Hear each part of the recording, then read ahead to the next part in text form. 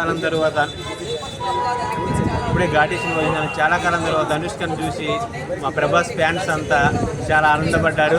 ఎందుకంటే కాటేరమ్మ కొడుకు సాలర్లో ప్రభాస్ అయితే కాటేరమ్మ కోడలి ఘాటీలో అనుష్క అన్నట్టుంది. అనుష్క గారి యాక్టింగ్ అయితే వేరే లెవెల్ ఉంది. మన జమినీ గణేష్ గారి మనవడు కూడా ఇందులో హీరో క్యారెక్టర్ చేశాడు అనమాట. ఆయన యాక్టింగ్ కూడా బాగుంది. మొత్తానికి అయితే ఫస్ట్ హాఫ్ అయితే చించి పడేశారు. సెకండ్ హాఫ్ కృష్ణ జాగరణ గారు ఎలా పెట్టారో తెలియదు, కానీ మొత్తం ఒక ఆంధ్ర తెలంగాణ యావత్ భారతదేశ ప్రజలు మత్తు పానీయాలకు అలవాటు కావద్దని ఒక గంజాయి సర్కిల్ తీశారు ఈ ఘాటి. ఇది సిటీ వాళ్ళకి అర్థం కాదు, ఘాటి వాళ్ళకైతే అర్థమవుతుంది అన్నట్లు వేరే లెవెల్లో ఉంది మూవీ అయితే.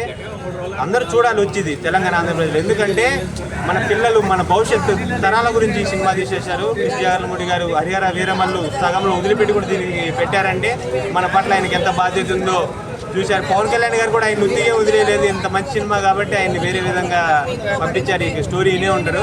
ఇది అందరు ఫ్యాన్స్ చూడాలి. Prabhas fans, Pawan Kalyan fans, Mahesh Babu fans, Allu Arjun fans, Ram Charan fans, power star, megastar అందరు ఫ్యాన్స్ చూడాలి. అనుష్కని టచ్ చేస్తే వెనక ఎవరు వస్తారు? రానా, ప్రభాస్ అందరు వస్తారు ఈ సినిమా చూసిన తర్వాత. Anushka after long time movie తీశారు కదా, ఎలా అనిపిస్తుంది స్క్రీన్ పైన? చాలా గారు అయితే ప్రీటీగా ఉంది. చాలా అంటే స్వీటీ కాస్త కొంచెం హాట్ గా, స్వీటీ కాస్త కొంచెము ఘాట్ గా కనిపిస్తుంది అంటున్నారు కదా, దానిపై ఘాట్ అంటే ఆ క్యారెక్టర్ షారీ క్యారెక్టర్ ఎక్కువ ఉందన్నమాట.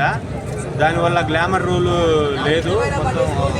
లేడీ ఓరియంటెడ్ మూవీ అనొచ్చా? Lady oriented.